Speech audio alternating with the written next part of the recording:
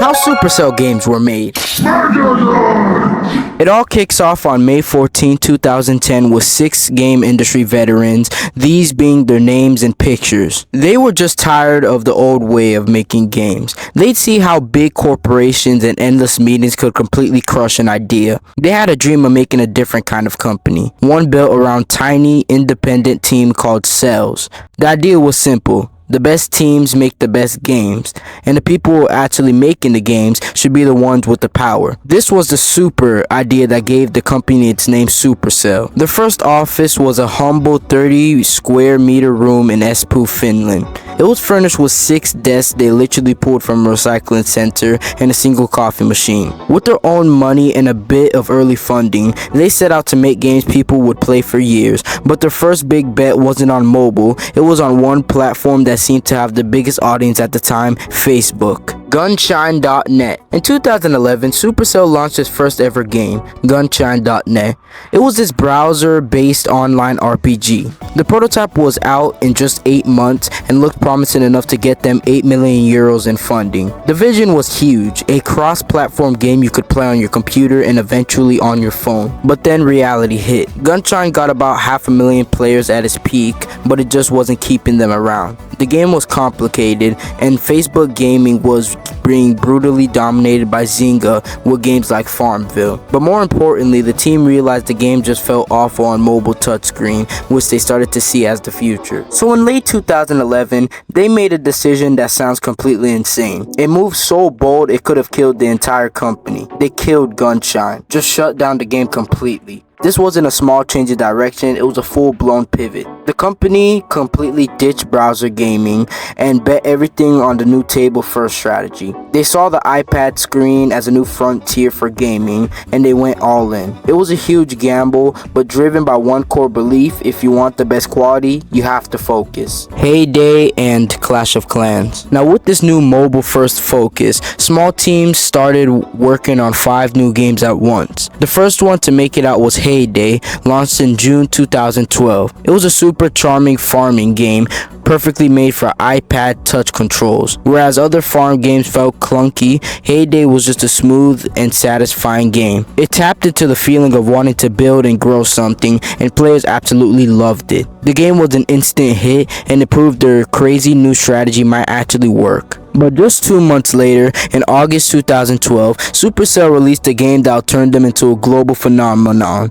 Developed in only 6 months, Clash of Clans was a masterclass. It mixed simple base building with surprisingly deep strategy, and mostly, it had a social core that was incredibly powerful. You weren't just building a village, you were forming clans, making alliances, and waging these epic wars against other people. The reaction was unlike anything they've seen before. Within 3 months, Clash of Clans became the highest grossing app in the United States. By 2013, it was the #1 top grossing mobile game in the entire world. By 2014, Supercell was ranking over 2 million euros a day from Heyday and Clash of Clans combined. It wasn't just a hit, it became a cultural landmark that proved mobile games could be deep, social, and profitable. Boom Beach and Clash Royale. So with 2 massive hits, you'd think that Supercell would start pumping out games left and right, but they didn't.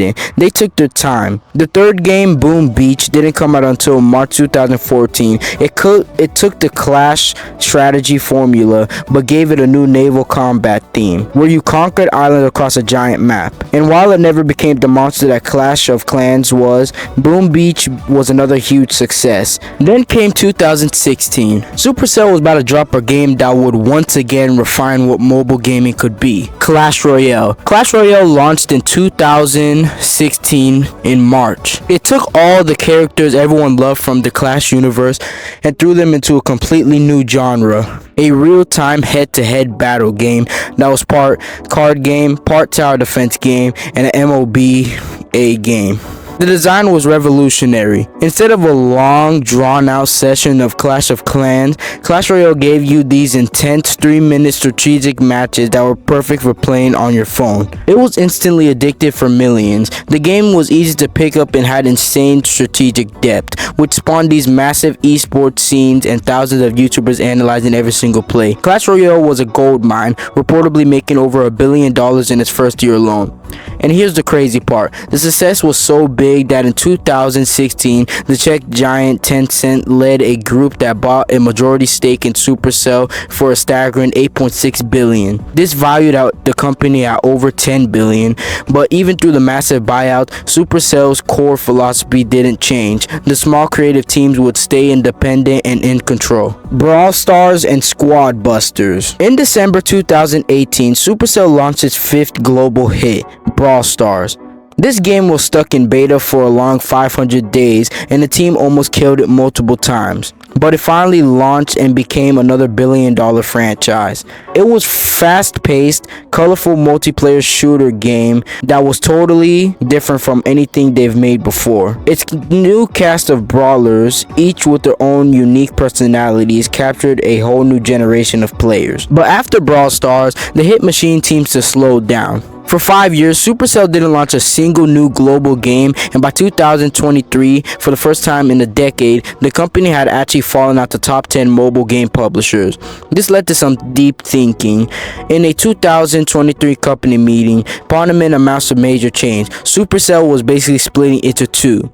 A new game division that would act like the old Supercell, small teams, big risks, but a live games division that would act more like a traditional company with bigger teams and more resources to properly support and grow the billion-dollar games they had already had. And the bet paid off. Their existing games like Brawl Stars and Clash Royale saw explosive growth, and in 2024, the company launched Squad Busters, its first new global game in over 5 years. From the peaceful farms of Heyday to the crazy arenas in Clash Royale, every player has a favorite. So let me know in the comments which Supercell game is your all-time favorite and why. And if you enjoyed this story, be sure to like the video and subscribe for more deep dives. Imagine that.